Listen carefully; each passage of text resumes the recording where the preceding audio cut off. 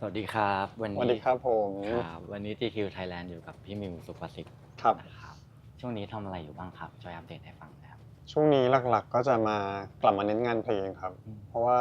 ถ้านับจริงๆจากซิงเกิลแรกในอัลบัมแรกที่ปล่อยไปน่าจะเกือบ5ปีแล้วครับอืมแล้วก็เลยเนี่ยกลับมาเริ่มทำอัลบัมที่2เพราะว่าช่วงเวลาที่ผ่านไปเราก็ไ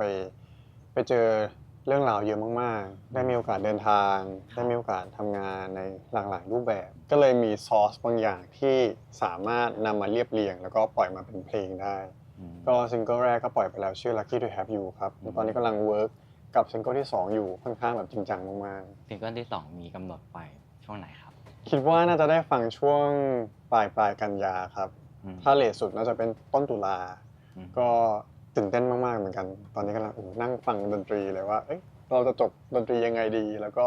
เดี๋ยวหลังจากการถ่ายนี้ก็มีประชุม MV ต่อด้วยครับแล้วถ้าเป็นผลงานด้านอื่นๆงานแสดงงานอะไรมีถ้าถ้าเรื่องงานแสดงในปีนี้ที่เพิ่งออนแอร์ไปก็จะมีละครครับ อืมเรื่องรักสลับลายกับครับพี่ปุ๊กลุกฝนทิพย์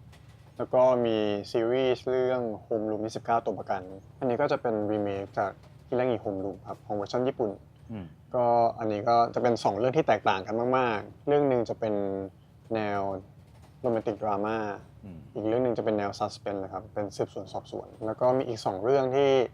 ถูกถ่ายทำไว้แล้วก็รอออนแอร์จะมีเรื่องถึงคุณภรรยาจากสามีสุดที่รัก อืมอันนี้ก็เล่นกับพี่ออมสุชาครับ จะเป็นแนวโรแมนติกคอมเมดี้เลย อืมทุกคนดูแล้วต้องบอกว่าสนุกแน่นอน อืมเป็นอีกฟีลหนึ่งเลย อีกเรื่องหนึงเป็นหนังผีเรื่องแรก อืมเล่นกับพี่อเรื่องแรกนันดาครับเรื่องแรกเลย อืมก็ค่อนข้างน่าสนใจมากๆเหมือนกัน ตอนถ่ายก็คือแบบเต็มที่มากๆ แล้วก็ได้พี่โขงก้องเกียรติกำกับด้วย ก็คือโหชั้นอาจารย์เลย ก็คือจริงๆที่บอกว่าในช่วงนี้มาโฟกัสงานเพลงมากขึ้นแต่ว่าตัวผลงานการแสดงก็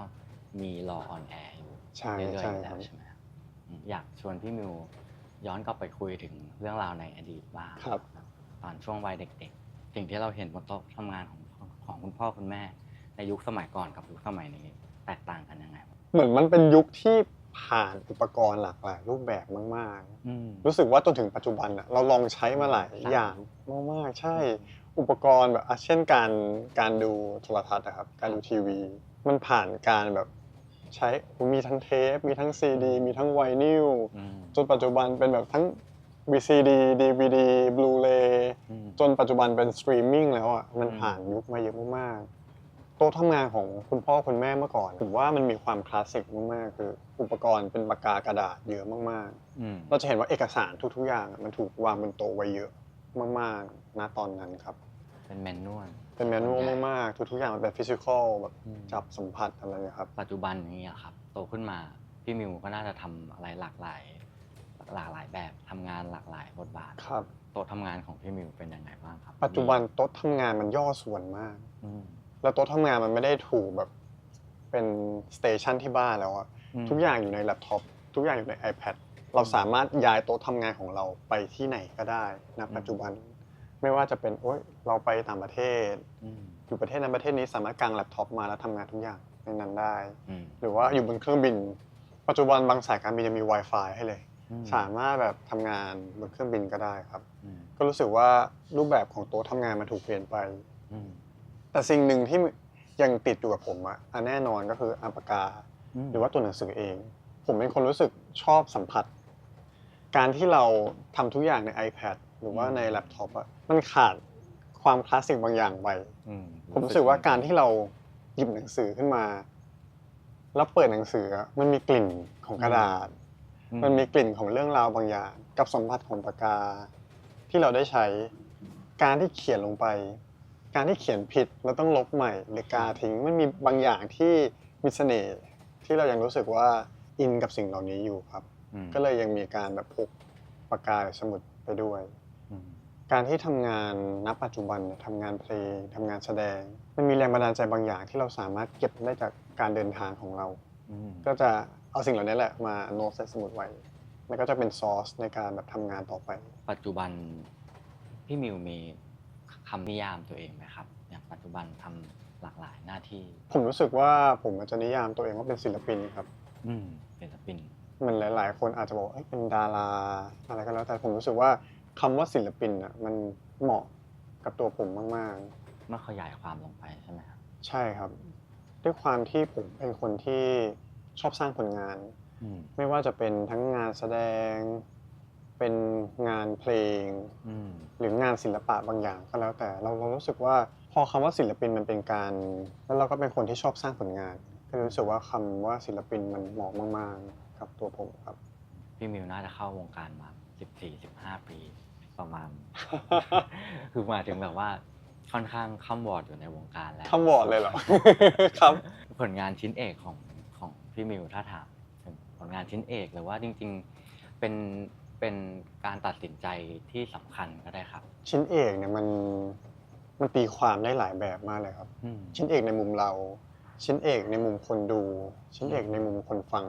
อืม ถ้าถามว่าชิ้นเอกหรือว่าเป็นใช้คำว่า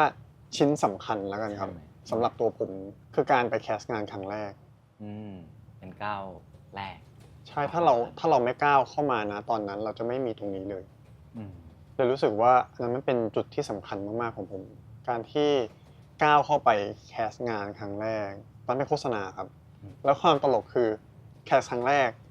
ได้งานด้วยนะครับ อืม เป็นโฆษณาแบบเหมือนเป็นถ้าย้อนไปเป็นซิมโทรศัพท์มือถือณตอนนั้น ครับ ความตลกคือได้บทเป็นเพื่อนพระเอก อื ไม่ได้บทพระเอกด้วยนะเป็นแบบบทเป็นเอ็กซ์ตร้าเมนอะไรเงี้ยครับ ครับ ถึงเวลาจริงก็คือพอซีนมันเหมือนเราต้องนั่งข้างพระเอก ครับ แล้วประเด็นคือเหมือนผมสูงกว่าเขาเยอะมาก อืม แล้วมันหลุดเฟรม ความตลกคือเขาให้ผมกลับบ้านเลย อ้าว จริงๆเป็นก้าวแรกที่ได้งานและไม่ต้องทำงาน อืม แต่ก็ยังดีที่ได้เงินครบ ครับผม แต่ไม่ต้องทำงาน แต่ไม่ต้องทำงานและก็ไม่ได้มีผลงานออกไปนะก้าวนั้นด้วย อืม แต่ต้องบอกว่าถ้าเราไม่มีก้าวนั้นเราไม่มีเรื่องราววันนั้น ก็น่าจะไม่มีผมณตอนนี้ ก็เลยคิดว่าเป็นก้าวสำคัญมากๆครับ อืมแต่หลังจากก้าวนั้นก็จริงๆก็คือมีไปแคสอีกเรื่อยๆ แล้วก็มีคีปคอนแทคกันมาใช่ไหมครับ ใช่ใช่ครับ พี่มิวรู้จักแบรนด์มงบองครั้งแรกตอนไหนครับ แบรนด์มองบลองถ้านับว่าการรู้จักเลยนะครับ ครับ รู้จักมานานมาก อืม จากปากกาก่อน ใช่ไหม แต่ว่ามีโอกาสได้ร่วมงานตอนปี 2022 ครับ ตอนนั้นก็เป็นอีเวนต์ใหญ่มากๆ แล้วก็ดีใจมากๆที่มีโอกาสได้ร่วมงานครับ เพราะว่าณปัจจุบันน่ะก็เหมือนเราเริ่มเป็นครอบครัวต้องบอกว่าเหมือนปัจจุบันเราเป็นครอบครัวกับทางมองบลองเลยครับ ความตลกคือผมได้เจอทีมของมองบลอง อืม บางทีอ่ะปัจจุบันผมรู้สึกว่าได้เจอเยอะกว่าน้องสาวตัวเอง อืมอืม แบบได้คีปคอนแทคได้คีปคอนเนคชั่นกันได้มีโอกาสได้เจอกันบ่อยมากๆครับ แล้วก็เป็นแบรนด์ที่ผมรู้สึกว่ามันเข้ากับตัวผมมากเลย อืม อย่างหนึ่งอ่ะผมเป็นคนที่ชอบการเรียนรู้ อืมครับผม แล้วมองบลองเป็นแบรนด์ที่แบบเขาก้าวไปข้างหน้าตลอด ไม่ว่าจะเป็นด้านแฟชั่น ด้านเทคโนโลยี ด้านอินโนเวชันหรือว่าด้าน storytelling ก็แล้วแต่เขาคอลแลบกับ Wes Anderson ซึ่งเป็นดีเรคเตอร์คนโปรดของผม โบ นี่ต้องบอกว่า 2 ปีแล้วที่ได้ร่วมเดินทางกันมา อืม ได้ร่วมเดินทางในฐานะที่ทางแบรนด์คอลแลบกับ Wes Anderson ด้วยรอบแรกไปทำงานที่ LA ครับ อืม รอบล่าสุดไปทำงานที่มิลาน มันเป็นคอนเซ็ปต์เกี่ยวกับการเดินทาง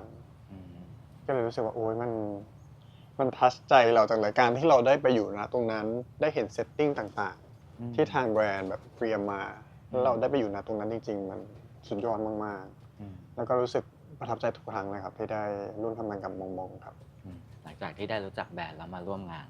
ตอนครั้งแรกนะครับรู้สึกยังไงบ้างครับ ต้องบอกว่าดีใจมากๆ เพราะว่าพอเราเป็นคนที่ได้เหมือนผมรู้จักแบรนด์อยู่แล้วครับ พอวันที่ได้มาร่วมงานจริงๆอะมันเหมือนเราใช้ผลิตภัณฑ์ของเขา อืม แล้วเราได้ร่วมทำงานกับเขาจริงๆ แล้วยิ่งทำให้เราได้อินดีไปกับเรื่องราวของตัวแบรนด์ ประวัติความเป็นมา ครับ แนวทางของเขาว่าจะเกิดอะไรขึ้นบ้าง อืม มันว้าวมากๆครับสำหรับผมแล้วมันก็ตื่นเต้นมากๆ อย่างล่าสุดที่ไปมิลานครับ ครับ เป็นครั้งแรกที่มองบลองทำแฟชั่นโชว์แล้วต้องบอกว่าชุดสวยมาก ถูกใจมาก จริง ตอนแรกก็รู้สึกว่าอยากมีโอกาสได้ลองใส่มากๆเลยครับ ๆอืม มันชุดสวยจริงครับ อยากได้จัง กระซิบ โอเคเมื่อกี้พี่มิวบอกแล้วว่าอ่าความเป็นพี่มิวกับ ตัวแบรนด์มงบองมีความ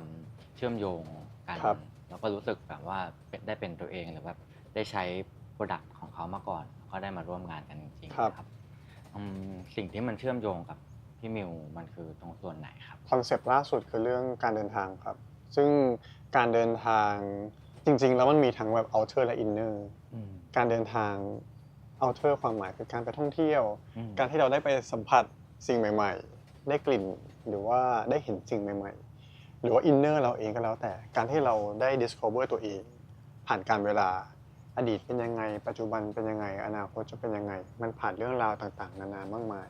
ต้องบอกว่าผมเป็นคนที่เหมือนพอเราเป็นนักแสดง เราเป็นศิลปินที่หยิบเรื่องราวเรามาใช้ หยิบเรื่องราวเรามาแสดง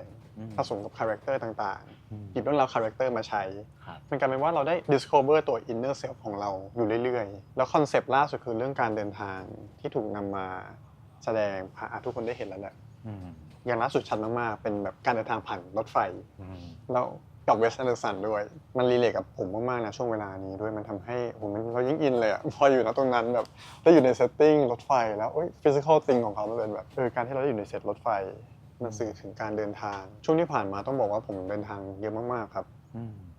ถ้าเทียบกับตัวเองเมื่อก่อนนะโอ้โหถ้าเมื่อก่อนมาเห็นผมณปัจจุบันคงจะตกใจมากๆเหมือนกัน ว่าการที่เราปีหนึ่งเมื่อก่อนได้เที่ยวสักครั้งสองครั้งมันถือว่าเยอะมากๆแล้วมันดีใจมากๆกับการที่ป๊าหม่าพาไปเที่ยวช่วงปีใหม่หรือสงกรานต์พาไปเที่ยวทีมันตื่นเต้นทุกครั้งที่ได้ไปเที่ยวเลยแต่ปัจจุบันล่าสุดปีที่แล้วครับทั้งรวมทั้งการทำงานด้วยทั้งการไปท่องเที่ยวเองด้วยผมน่าจะไปประมาณ20ประเทศได้ปีที่แล้ว การเดินทางแบบว่าเยอะๆขนาดนั้นแต่ละครั้งมันรู้สึกยังไงบ้างครับกับการเดินทางมันคงมีแบบครั้งที่เราทั้งอยากเดินทางและอาจจะไม่ค่อยพร้อมสำหรับการเดินทาง มีหมดเลยครับอย่างที่บอกเลย บางครั้งเราก็เตรียมตัวไม่ทัน บางครั้งเราก็เตรียมตัวมาดี บางครั้งเตรียมตัวไม่ทันอาจจะสนุกกว่าก็ได้ บางครั้งเตรียมตัวมาดีปุ๊บอาจจะผิดหวังก็ได้ ทุกอย่างมันเกิดขึ้นได้มากๆ แต่ว่าสิ่งที่เกิดขึ้นแล้วเราเก็บรวบรวมสิ่งเหล่านี้ยังไง มันเลยเป็นความทรงจำที่มันเกิดขึ้นครับ ความทรงจำมันผ่านอะไร ผ่านการจดบันทึกนั่นแหละไม่ว่าจะเป็นปากกาหนังสือ หรือเรามีแล็ปท็อปเรามีมือถือต่างๆที่สามารถจดบันทึกได้ สิ่งเหล่านี้การเดินทางมันเลยรีเลทกับความทรงจำที่มันเกิดขึ้นมาโอเคครับคำถามสุดท้ายครับพี่มิวถ้าเป็นเรื่องของสีในคอลเลกชันนี้ล่ะครับอยากให้พี่มิวพูดถึงสีในคอลเลกชันนี้อย่างที่ได้ถ่ายกันวันนี้ครับค่อนข้างจะไปทางเอิร์ธโทน